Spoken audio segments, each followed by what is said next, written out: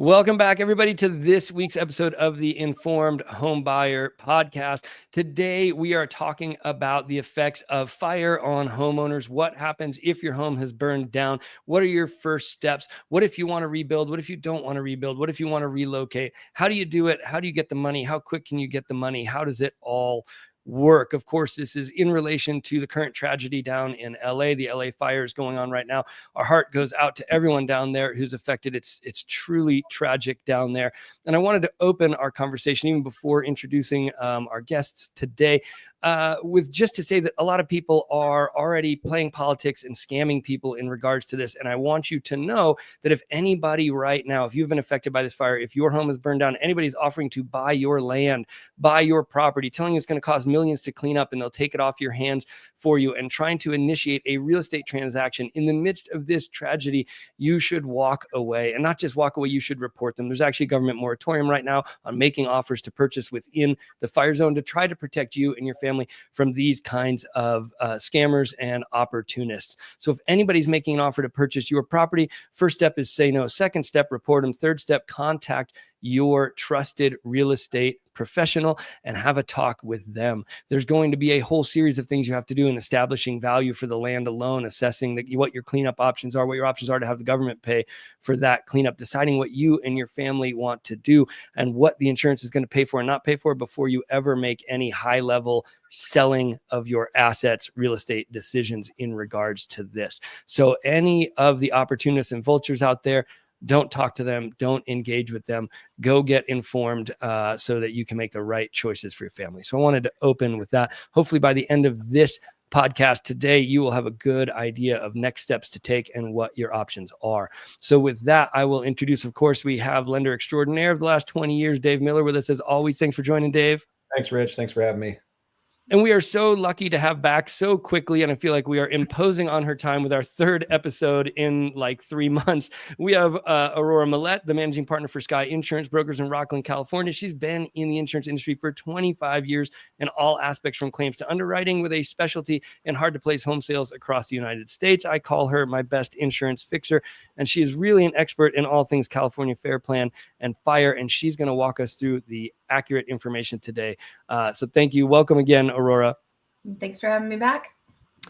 All right. So first question right off the jump is, my house burned down. I've gotten somewhere else. I've gotten my feet under me. I'm stable. I'm starting to figure out what's next. What's the first thing I should do? First thing is call your agent. You want to start that claims process as soon as possible. The longer you wait, the more people are calling in, the longer you wait for some of that process to start for you. So that's always my thing is, you have an agent, you pay an agent for a reason, call them, let them know what's happened. They will start that claim on your behalf. They'll get updated contact information.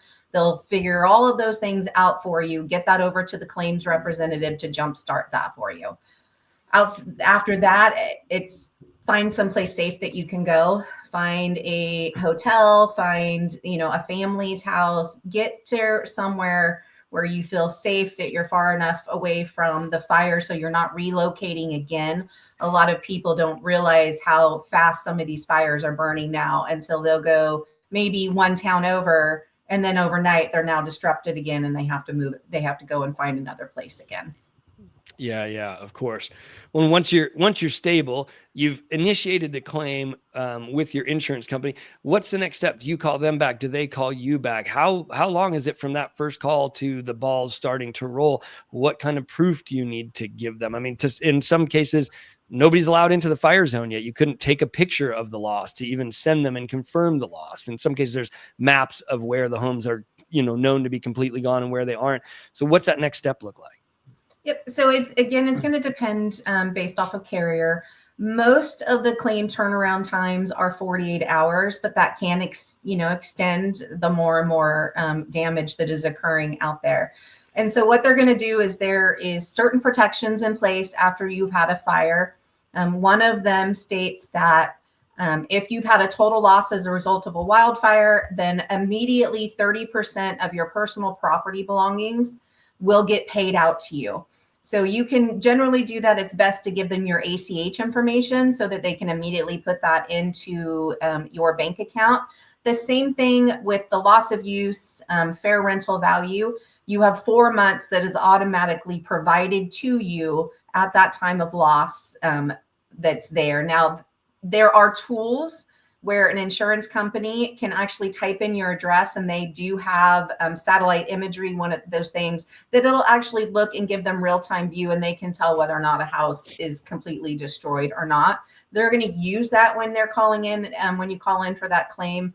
And a lot of times they're getting real-time information from CAL FIRE for certain areas, like you said, of mappings of where things are completely gone. If there's any questions on it, then they're going to ear towards, I mean, no matter what, you have like a certain amount. So if there's any question on whether or not it's a total loss, they may hold off on some of that money, but generally they'll give you at least the 2 weeks of evacuation coverage and something to allow you as part of your policy period, or your policy personal property, to get you by in the meantime.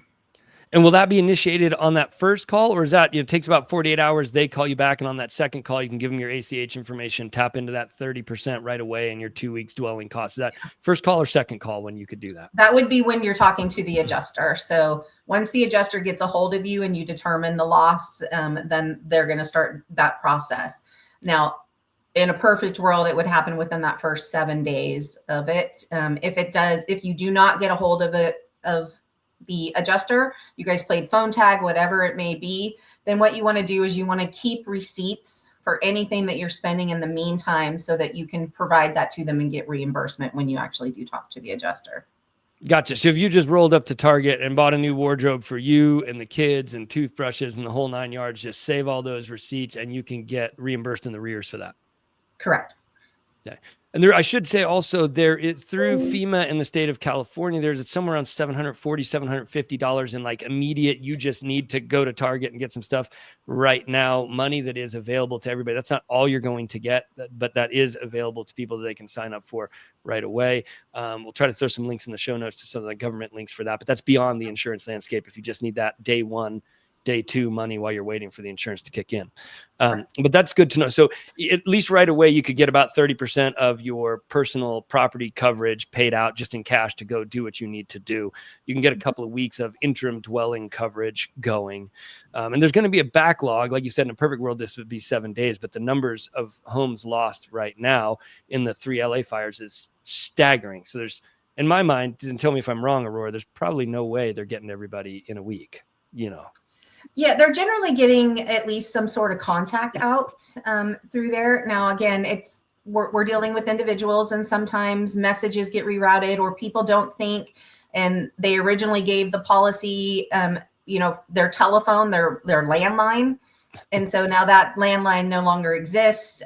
So certain things like that. So it is very important. I always say in any of these, be your biggest advocate and think through, like, how are they going to get a hold of me, and make sure that you're giving that agent. Because a lot of times everybody's in this frenzy when these losses start happening. And so a lot of things that you would normally do on like just repetition goes out the window. So making sure they have your contact information. The other thing to do is to go to these carriers' websites. And almost every single carrier is going to have a big thing saying, if you've been affected by the wildfire, we have our mobile claims units out at these locations.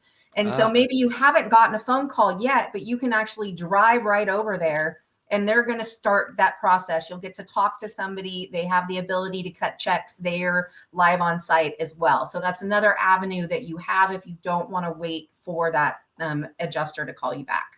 So there might actually be a travel trailer or a Connex box in the parking lot over at the evac center for farmers. Correct. But now a lot of these people are going to be on the FAIR plan. Unfortunately, a lot of these people got dropped right before this fire, apparently. But when it comes to the FAIR plan, because that's a group, and if you don't understand how that works, we have a whole nother podcast on that for you. But because it's a group of insurers coming together to provide this coverage, if you're on the FAIR plan, would they still have like mobile claim centers, or is that a different animal altogether?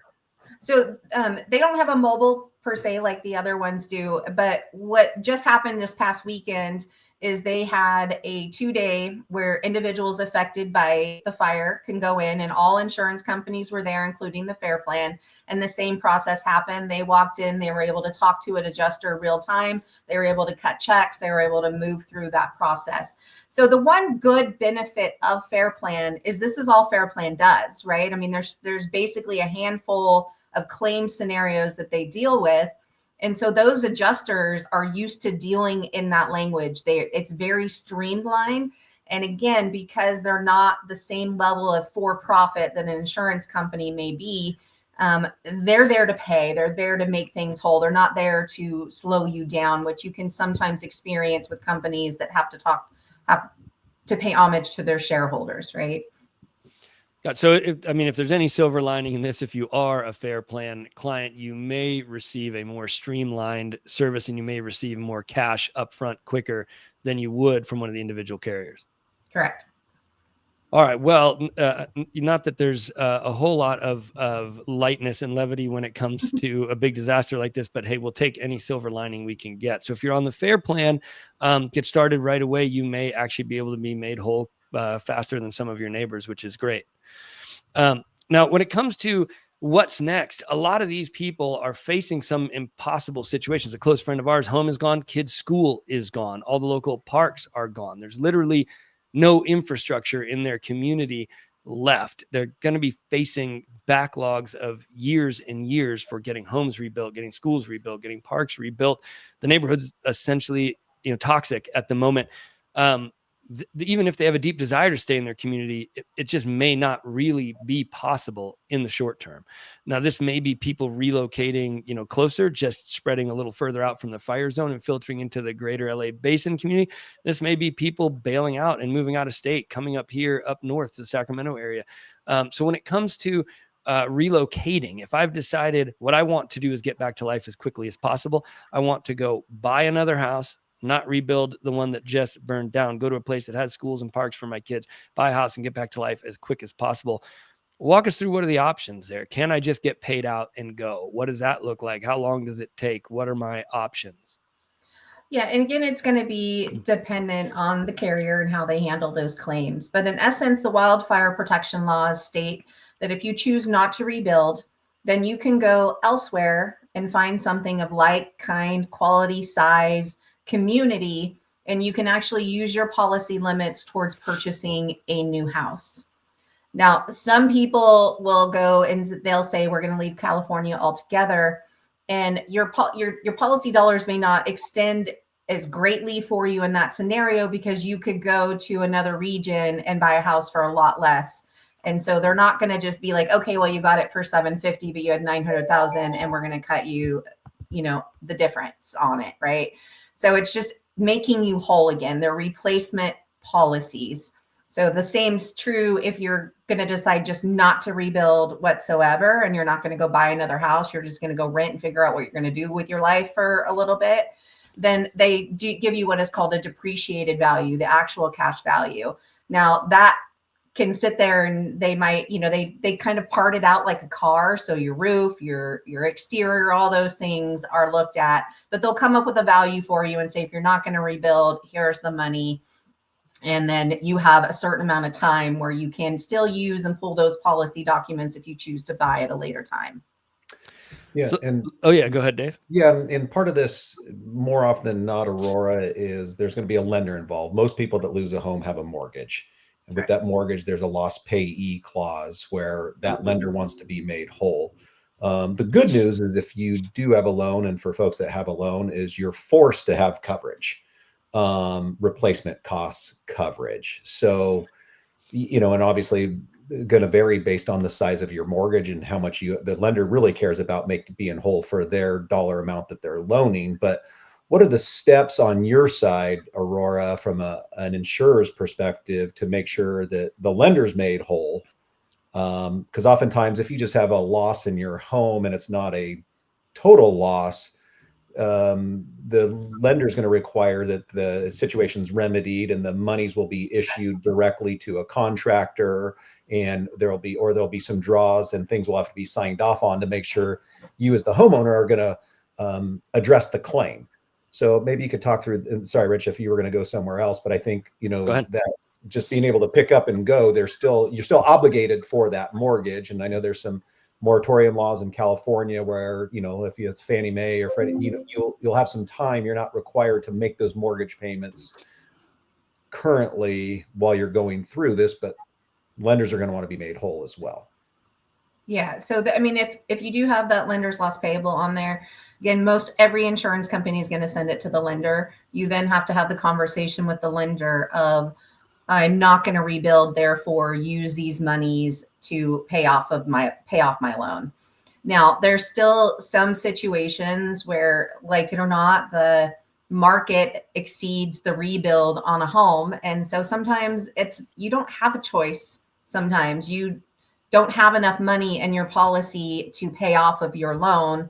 And so you have to decide, are you going to continue that, or are you going to be forced into rebuilding? So that's something a lot of people aren't prepared to face sometimes, especially when we're talking about manufactured homes, right? Manufactured mobile homes, that value and what you get from an insurance policy rarely is going to meet your loan standards of what you have to pay back.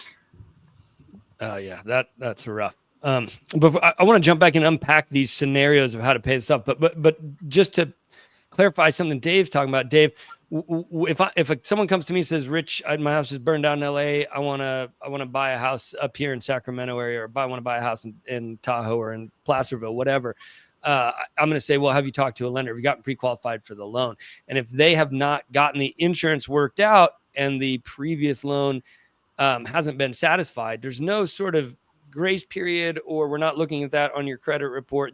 That loan has to be paid in full and cleared from the credit report before they can initiate a new loan, unless they had the income to bear both loans and qualify for both loans. Is that correct? That is correct. And the other part to that piece, Rich, and for a lot of people, and like Aurora was mentioning, is a lot of folks may want to just pick up and get out of Dodge and go to a different state. Well, depending on how much insurance money you get, you still oftentimes are going to need to qualify for another loan. And where's your job? Do you have to go get another job first? Are you going to qualify for a new mortgage? You have this existing, mortgage, or even if that gets paid off and you're made whole and you have some cash to buy a new house, and you still need to, have a mortgage to replace it, from your employment, will you make the same or similar amount of money, or so your life may completely change with respect to, you can't just go somewhere else and buy that like kind house if you don't have the same like kind income necessarily. That's such a good point. And this is why, for our listeners, this is why we as professionals in the industry have a whole team of other professionals to advise us. Because, like what Dave's just talking about, it's a big, big deal. Maybe you have continuity of industry, so you're working in the same industry, and with an offer letter, then maybe Dave can get you a loan. But maybe your employer burnt down, and maybe there is no continuity of employment or industry, and you're just going to go somewhere else and be a teacher when you used to work construction or whatever. Well, now you have no history in that industry. You might have to build up a certain amount of history, get a certain amount of paychecks in that industry before you now qualify for a loan, not to mention your overall assets, reserves, everything else that maybe got drained down by, this tragedy and the financial impact of it. Before you make the decision, I guess this is what I got from what you just said, Dave, and Aurora and Dave, tell me if I'm tracking on this. Before you make the decision of whether you're going to try to rebuild or move and buy something else, you need to have a conversation with the lender just about your qualifications now that life has changed. Because if you don't rebuild and you go to move somewhere else, you might not be able to buy a home. And now you're sort of in the worst of both. So you haven't rebuilt. You might have to rebuild, sell that home, have some assets from it, go through that entire painful process in order to be able to actually have the credit and asset situation to move on and buy another home. Right. Correct. I think that other piece, heartbreaking. Yes, 100%. And then, which I don't know what order of you're going to get to this, is there's still the land piece, right? We are going to get there. Okay. All right. Yeah. So, but if I forget, bring that back up. But I don't want to lose track of the different scenarios we're walking through, Aurora, because they have different financial implications. So let's just start with the basic. I lost the house. I'm going to rebuild the house. I'm going to stay in Palisades. I'm going to wait the years it takes. I'm going to go through the process, right? So in that case, all of their coverage should apply, both their replacement costs and their extended dwelling costs and all that. So walk us through just that scenario, because that seems like the easiest bread and butter scenario. Yeah, it's just that you're going to continue to make the payment on your mortgage. You are going to go through the process of rebuilding, getting permits, everything that you need to rebuild that home. In the meantime, you will be drawing off of either your loss of use, depending on if you have a traditional policy, or your fair rental value if you have California Fair Plan. So that coverage itself is very pivotal. What we saw, especially after the Lightning Complex fires and some of the others, is that a lot of people ended up foreclosing on their homes because they ran out of loss of use, fair rental value coverage, and now they were paying for a rental home and paying for their mortgage, and they couldn't swing it. And so they ended up going into foreclosure in the meantime. So that coverage is very, very important to make sure that you have enough of that for the standard, which is generally 3 to 5 years to rebuild. Now, insurance protection laws, wildfire protection laws says 36 months minimum that insurance companies in California have to offer for a loss of use and that fair rental value. But in the case of California Fair Plan, it's if you don't have 36 months worth of fair rental value and you only have 12 months, then that 36 months doesn't matter because you've now exhausted those policy limits and you're going to be paying both of those payments. Yeah. And to that point, Aurora, how much does that affect traditionally? And we use up here, I think we're using a, $500,000 or $600,000. I guess that's not as relative, but the cost of your insurance. So if we're talking a fair plan policy, and we talked about, in previous podcasts, different deductibles, and, you're a big fan, and which I think is great, is if you've never had, $5,000 in your bank account at one time, should you have more than a $5,000 deductible? Well, probably not.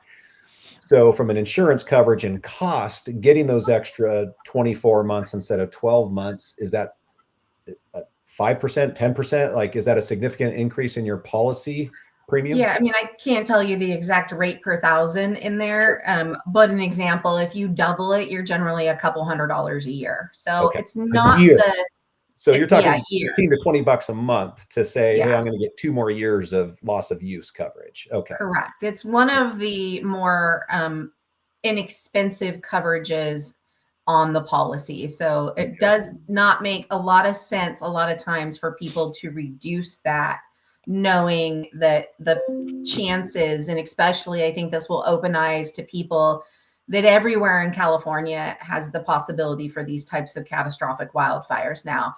And so a lot of people think, oh, well, if I'm not up in the mountains, and this is never going to burn, they'll never let it burn type of, mentality, where they can end up being underinsured, really badly if they're not careful. Right. Okay.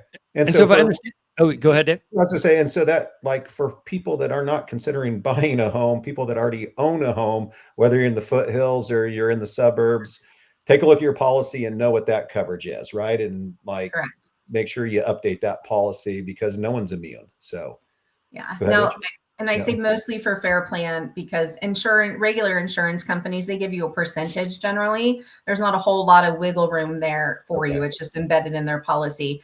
But for California Fair Plan, I tell them, go on to Zillow, go and talk to a local property manager and find out, what would my home rent for on this market today, fully furnished.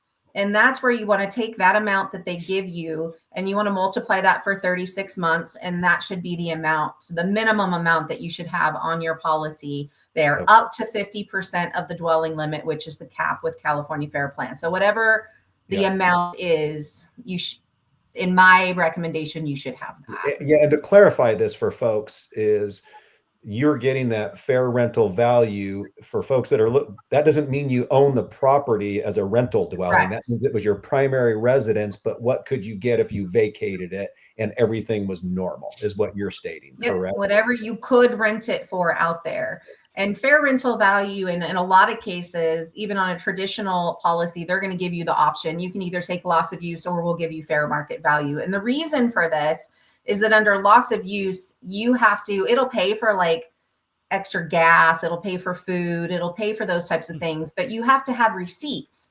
Whereas fair market value says we're agreeing that this is what your home would have rented for. We're cutting you that, and we don't want your receipts. You use it however you need to apply it. So some people will go and they'll buy a trailer and they'll live in a trailer on somebody's property for those 24 months. And they're just stacking that up for anything extra that they need during that rebuild process. Okay. Oh, gotcha. It's really good. But based on what you're saying, this is baked into all your traditional carrier policies. So if you have a traditional carrier, you've got your 36 months. But if you're on the fair plan and you were dealing with a broker who didn't make this clear to you, you could be sitting on no coverage, 12 months of coverage. And so some people could be really screwed and end up in that situation of having to pay a mortgage on homes in an area with a median home price of 1.4 million. So we're talking big mortgage payments. And they're already price gouging and rents are through the roof in that area because of all displaced people. You might be facing down that situation of having to pay double and either sell out to an investor or foreclose. Correct. Oh man. Well, I hope for none of our that is not the case for any of our listeners, but I guess that is one of the first things to check if you're a fair plan policyholder who just lost their home in one of these LA fires, is to check your loss of use coverage and how many months you've got. But all right, getting back to our scenarios, that's pretty much, if you stay in town and you rebuild, you're going to be subject to the timelines associated with that. You're going to get pretty much your full benefit as long as you can financially make it. But I mean, to put this into perspective, and you've been intimately involved with this, I mean, Paradise is just now repopulating, right? And that was, what was that, 2018? 2018, yeah. I mean, it's been a staggering there, but yeah. So there's some customers that went back 2 years ago. There's some that still aren't back. But 36 months may not really cover it if you want to stick around in town. You can still end up having that gap. Gotcha. Which is why a lot of people choose to do the second scenario. Will go that, you go through where you just purchase somewhere else.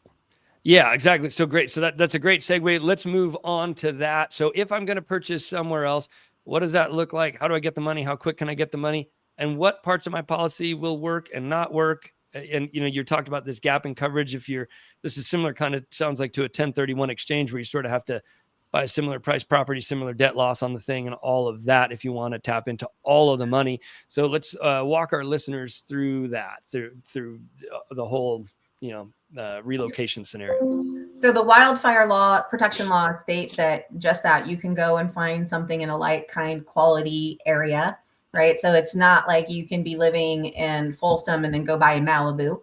And the alternate coming through, you've been living in Malibu, now you try to come and live in Folsom, those home prices, and you can get something of the same size and everything and not get all of your policy limits. But let's say you're going to buy the exact same 1,400 square foot house in the same type of area, the same type of value, then any of those costs that you have, so like down payment costs, you've got the transfer of everything, all your closing costs, that can all be included in the policy limits and the extended dwelling coverage. Well, that's good. So so it's got that extension on there. There are some laws in regards to some of the value of the land that you came from, having that applied as part of the insurance payout as well. So that's probably the most attractive and the most common thing that we see after these large areas of people who don't want to wait around for the rebuild and choose that avenue to go and just buy another home. Now, one caveat to that, when it comes to real estate commissions, because now we're in an environment where some buyers may end up having to pay their realtor's commission. It's negotiable. It doesn't happen always. I actually haven't had a buyer have to do it since the rule change. But if they were having to pay commissions, can that be lumped into the closing costs and can that be covered by the policy, or will they be out of pocket buyer's agent commission if they end up incurring that? Yeah, I don't know that for sure, so I wouldn't answer on that. So that's something we'd have to look into. And so let's go through that. They've got a $1.4 million house down in the Palisades. They were carrying $700,000, $800,000 mortgage on it. They come up to Folsom. They buy the same house for $700,000 or $800,000 total, right? So they've paid off the lender. They've paid the $700,000 mortgage off. How much do they get to move forward and buy the Folsom house? Because it is a much cheaper home, right? So based on what you're saying, the extended dwelling coverage would be off the table because the prices. In Is most that right? cases, they're not going to pay it out because it wasn't needed to replace and make you whole again. Gotcha. So they'd be looking at getting the difference between their mortgage and the replacement cost that was on their policy. Correct. Now, you had mentioned a sort of a depreciated value. Does that come into play if they're rebuying, or does that only come into play if they're taking the money and running and not rebuying? Yeah, that would normally only come into play when they're not going to rebuild and they're not going to rebuy. Okay. So if they had, because you're saying a lot of people might be undercovered. So if they had a 1.4 million market value home with a $700,000 mortgage on it, but they only had 900,000 in insurance, and the extended dwelling doesn't kick in because they've moved somewhere cheaper, you're talking after paying off the mortgage, they've got 200 grand to work with. Correct. Yeah. They can, and a lot of people, depending on where they're moving from, can end up in the hole. Yeah, man, that's rough.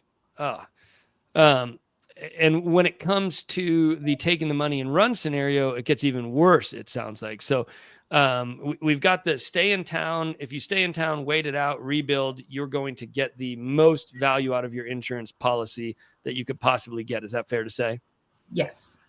And the second most value is the move somewhere else and buy. And if you were to buy, if you were to leave the Palisades and go buy in San Jose, where it's almost exactly the same, a $1.4 million median home price, then your extended dwelling coverage might kick in. Correct. And you might get essentially the same value out of your policy as you did by staying. Correct. Yeah. But if you move to Sacramento, then you're going to lose. You could end up forgoing some of that coverage. Okay, got it. Go ahead, Dave. You had a question? Oh, just one other piece, and it's the sound, I don't want to pile on here, but it could be you're leaving the Palisades, generational housing, or you bought the house 20 years ago for 400,000. You want like kind, you're going to go buy, we'll use Folsom, for example, and you're buying an $800,000 house. Well, now your $200,000 Prop 13 property tax now goes to $800,000. So, there's that piece too to consider, which, there's $400 or $500 a month. When you relocate.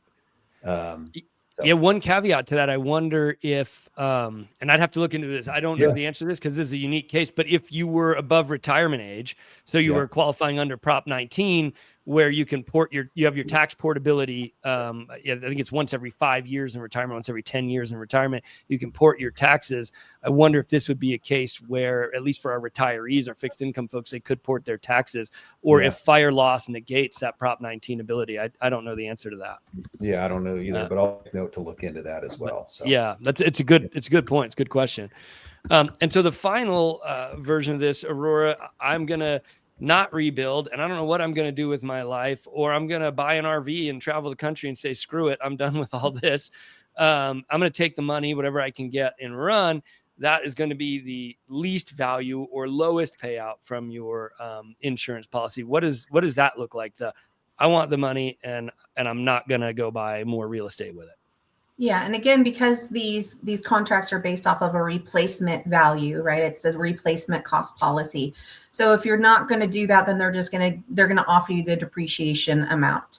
And you say, yes, you don't have a whole lot of choice, but there's a lot of things, right? But you can then just take that money, pay off the lender, and whatever's left over is yours. Yeah. But in that scenario too, it may be beneficial for you, even if it's not part of your long-term plan. Go do like kind replacement, buy it, get the insurance money, then sell it. And maybe and as an insurance agent, maybe you can encourage that, but that may be something that you can do, even though that's not ultimately where you want to be. You want to get the RV and travel the country, but going through those extra steps may get you significantly more money. Yeah. And I've had several customers do that as well. Okay. Yeah. Yeah, it's interesting. Yeah, right. You buy in San Jose, you get full maximum extended coverage, everything. You have a place to land. You wait a little while. You buy the RV. You sell the house off, and you're made whole. Yeah, right. That makes sense. And just hope you don't make a lot of money off of it for capital gains and get hit that. Right. Right. Yeah. But it would be your primary, right? So. Yeah, I thought even with that, again, this is one of those things. I thought even that, like, if you buy it and you don't live there for a certain amount of time. Yeah, you'd have to live in it. Yeah, 2 years. Yeah. I wonder, that's another, it'd be interesting to get an attorney on here and ask some of those questions. Got to be another thing is, if you've lost for a fire, do you still have to establish 2 out of the last 5 years of residency in that home for it to be your primary, or is it instantly your primary because your primary got burned down for like tax and capital gains purposes?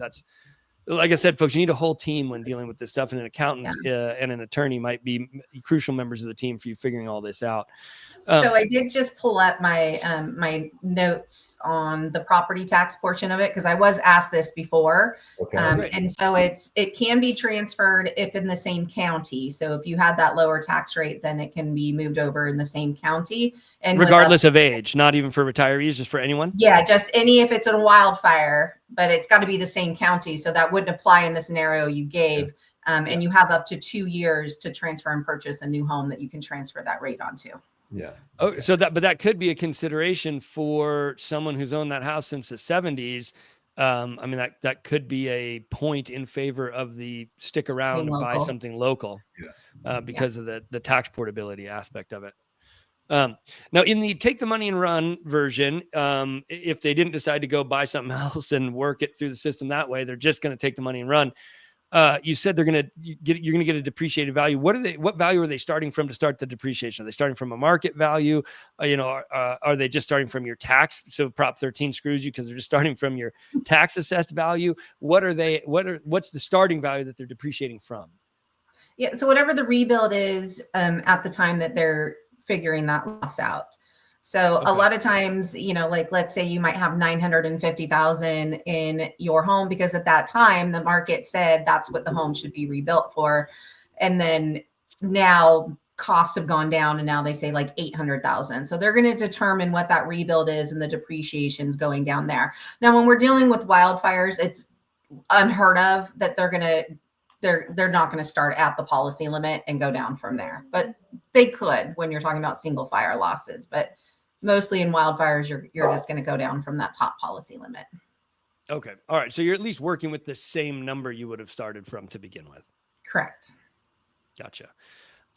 Is there anything that people need to know that we have not yet asked you, when it comes to, I just lost my house, I've got all these things to consider. Did we miss anything really crucial for our listeners to know?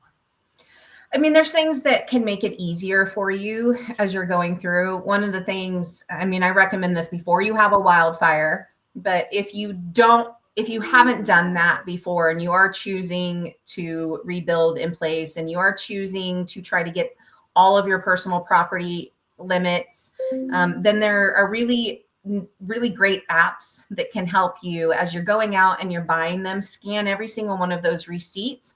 It will separate that out. It'll put it into categories for you that says, you've now gone out and you've bought 22 pairs of jeans, 3 sneakers at this value. And then that just makes it so much easier for yourself and for your claims adjuster that you can actually give them access to that. And every time that you go through, it just keeps a running tally for that. I say have that done. Any homeowner should have a running list of start at, I always say, like, take one room at a time and just every Saturday go through one room, categorize it, punch in that information into the system. It'll give you prices, the average price of it. And then as you're moving forward, that same thing, that receipt, it'll scan it. It'll actually keep adding into that. So you always have a really current inventory list of your home. And the same with the condition of your home. So before you have a loss, just run through each and every room and take video of it. So you can see what the condition of the carpet was, the countertops, the outside of the home, all of those things. Because especially in that last scenario, if you choose, you're not going to rebuild, you're not going to rebuy, you want to limit that depreciation as much as possible. And so if you have proof that you had good condition of everything, then that depreciated amount is going to shrink more and more. Yeah, that's a really good point. And I'll ask you this question. I actually did this with the Caldor fire. Luckily, we did not lose our home. We actually ended up not even ever being really in the direct path of fire, which was great. But we're evacuating. The kids and the dog and the wife are in the truck. All the fire boxes are in the bed of the truck. The kids have got a big garbage bag of stuffed animals on their lap. I mean, it's the real deal. And I just ran around the house with my cell phone, just taking video of everything and narrating what this stuff was. Is that for personal property? Is that really of any value? I mean, I'm pointing over here. This is a whitewater raft, but it's in a bag. You can't see the condition of this thing. These are paddle boards. Here's 4 mountain bikes. Here's $2,000 worth of ski gear. Is that video really going to be of any value to me later on in an insurance claim had we lost the house?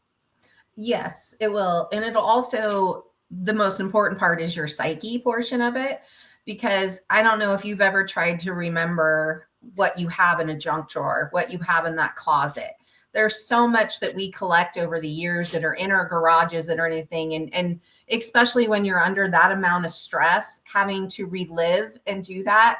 I mean, it's endless hours of conversations that I've had with clients in tears, because they just feel that stress and that weight of, I'm not going to get my money and I don't remember what it is. And what if I'm wrong the first time? How much time do I have? Mhm. So a lot of these preparations that you do is really for your own sake of mind later when you're going through the process. But we've had customers that just have done this and then they hand that video over. It's up in the cloud. They give them the link. The adjuster goes through, says great. And those get, of course, processed through a lot faster than someone that has to go back and forth with the adjuster and try to find a picture from Facebook a year ago that shows, no, we did in fact have granite countertops, even though our agent put in that we had Formica.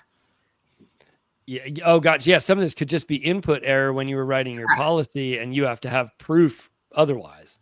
Yep. Because if you've signed a contract and you've been paying on something that says that, you know, my home only has this, that's why they made it like a requirement that agents take replacement cost estimation classes for your continuing education. They have to supply that replacement cost estimator to the client.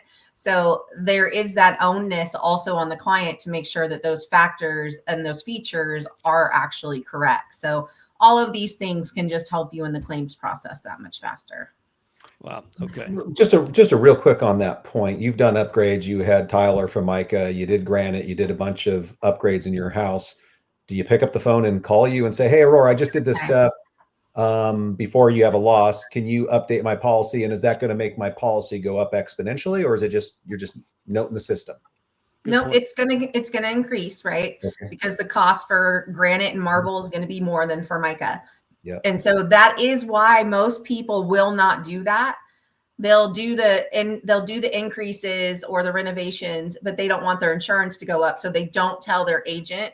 And then they have a loss, and then they're very upset because they realize that they're not going to get that. You just spent $50,000 on a renovation of your home, didn't tell anybody, and now you have this gap of insurance.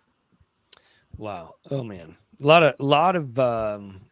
of financial pitfalls and traps here in the way this is all set up. I think to wrap this up, I want to go through those scenarios just one more time in a brief way for everybody listening. And with the caveat, of course, this is not financial advice, it's not insurance advice. We're just telling you how these things work and the questions you should ask and what you should think about. And then Aurora, you jump in and tell me if I got anything wrong, because my brain is spinning and I'm in the industry, so I can't imagine what our listeners are feeling. Right now, I've been doing this for 20 years and I'm still like, whoa, that is a lot to take in. So if I just lost my home in the LA fire, or any fire, there's fires going on all over the country. So we're talking about LA because we're in California and this is sort of specific and close to our hearts, but anywhere, or I mean, for that matter, some of this could apply to getting wiped out by a hurricane. The policies and coverage would be different, but same kind of process. I just lost my house in one of the LA fires. If I want to maximize the amount of money I'm going to get out of my insurance policy, my best case scenario is to try to stick and stay in town, rebuild on that timeline. Hopefully I have enough coverage to cover my rent while I wait for that, and try to maximize what I get out of that policy, stay local. Is that right? Yep. Second best is to relocate to a place of similar home size, cost, value, debt loss on the loan, all of that. So you still can trigger that extended coverage in there. With the caveat that from there, if you were to do that, you could always sell in that community and take your real estate profits and buy the RV and run if that's what you so choose. Then relocating to a community that is less expensive is something you have to take into consideration, because you will then not trigger the extended coverage part of your policy. So you will receive less benefit from your insurance policy. You'll have the benefit of having a cheaper mortgage, cheaper home, maybe cheaper cost of living, but from an insurance perspective, you're going to get less. Is that right? Yep. And then if you just take the money and run, they're going to start probably, but not always, in the neighborhood of your replacement cost, and then work backwards, depreciating your asset for how old your roof was, how old your siding was, all of that business. And you're going to get the least amount of money in that scenario. Correct.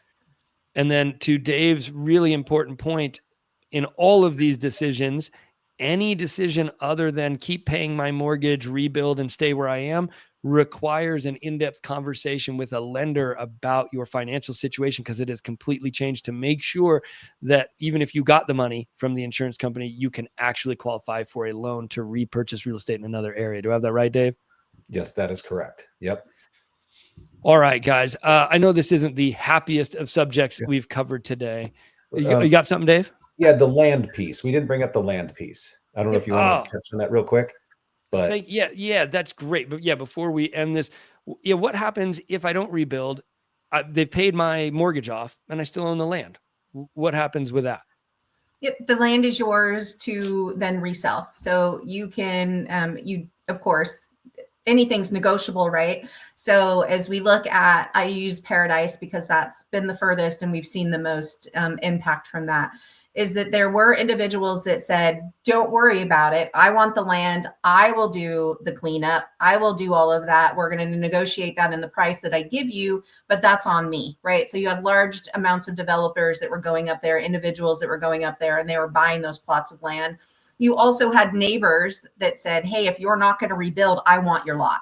So there was a lot of that happened, but you're going to get that land and then you get to resell it. So you also get that value of the property that's there. And I will correct a little bit, because when you're saying like you could go, this might apply elsewhere, right? California is very unique in the wildfire protection laws. So most of the things about rebuilding, rebuying and those limits, and in other states, those are not an option. The land value is generally not put into those things. So these are California specific wildfire protection laws that don't apply in other states. And is there any coverage that says I take total loss that also covers the cleanup of the land? So there is. Debris removal is built into nearly every policy. The standard is 5%. California Fair Plan is different in the fact that we have to actually individually schedule it. Okay. And so a lot of consumers, a lot of brokers will negate that piece, because there is some language in the Fair Plan that says if you don't have that, then you can reduce your policy limit by 5% to pay for that debris removal. So a lot of times they'll just say, oh, we'll do that. Now, the case against that is that if you're already stretched to the limit and rebuilding your home and you're borrowing anything off of that dwelling, then you're going to have a gap still possibly there. So, right. And there is, well, according to some of the news I'm reading, the governor's been negotiating with the federal government to pay for some cleanup and debris removal. I don't know if that's just at the community level. Is there some amount of government money that goes into cleaning up your individual lot, or is all that money just for community debris removal? Can you get any benefit as an individual home or lot, in this case, lot owner now, out of any of those government contracts or negotiations? And I know we have a new administration coming in, so what he just negotiated with Biden could be different now with Trump. There's a lot going on there that we don't need to get into, but is there any potential benefit there for California homeowners from that federal cleanup money? Yeah, so it's 180 days, right? It's 100% of debris removal infrastructure reimbursement.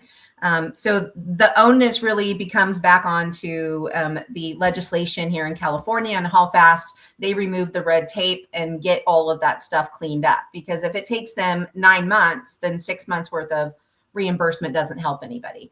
Now, in regards to the actual debris removal, a lot of times FEMA will step in and they'll declare the fire and they'll say yes, and they're going to come in and FEMA will remove that debris removal from you. They'll look for reimbursement. So a lot of people go, oh, well, they're taking care of it. And then they just take that money and they use it elsewhere. And then they get a bill later on, right? And a lot of cases, there's a case for doing the debris removal yourself if it's allowed. Now, again, every wildfire seems to be different here. Sometimes they say no private contractors, only FEMA.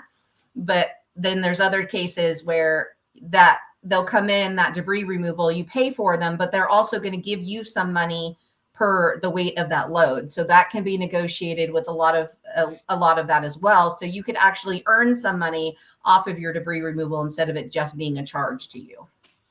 Oh, that's cool. Okay. Little something, little bright light there for us.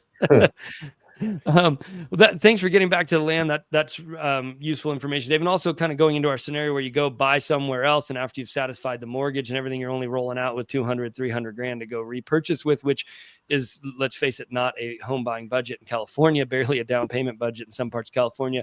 You will be able to sort of backfill, sell the land, get another chunk of money, and maybe you could use that and do just a principal reduction on your mortgage and bring that price down after the fact if you so choose. So that is another asset, and in these areas, quite a valuable asset that you could backfill and sell down the road once the cleanup's done, or depending on how you negotiate. Again, I think that's a great place to wrap this up. Our heart goes out to all of you. And when it comes to making that decision to sell the land or to sell anything, right now, in this very second, this moment, while the tragedy is still going on, isn't the time for that. Make sure to have all these conversations fully with your lender, with your local realtor, with your insurance agent. Get all the information, make an informed decision. Start to see what fair market value for these lots are, right? These lots have a different value now than they did when there was a house on them. And what ultimately, and this is the thing that makes people the most uncomfortable in real estate, is that what establishes market value is what a willing seller is willing to sell for and what a willing buyer is willing to buy for. And the truth that no one's going to tell you, and especially not that investor coming in to buy from you, is we don't know what that is for these lots in the fire zone at this very moment until some people start selling. And it's very likely that the first people to sell are not going to be the ones that make the most money off of these lots while that shakes out, while we establish what that market value is. So don't be in a rush to take the money and run and sell off to an investor or developer yet. Do your homework. Make sure you're getting every ounce, every dollar, every penny you can for your family, so you have the best chance of moving on and rebuilding out of this. So. All right. I think we'll leave it there. Thank you so much, Aurora. I would promise not to ask you to come back again, but I'll probably be lying. We really appreciate the amount of I'm always time. here. We really appreciate the amount of time you've dedicated to our listeners and to educating them and us. You're invaluable. Dave, as always, thank you for being here, bringing the lender perspective. You dropped a couple of bombs today that I absolutely wouldn't have thought of that were crucial for people in their decision-making process. Thank you both. Thank you, everyone, for watching, making it to the end with us. Thanks, Rich. All right. Bye, Aurora. Bye.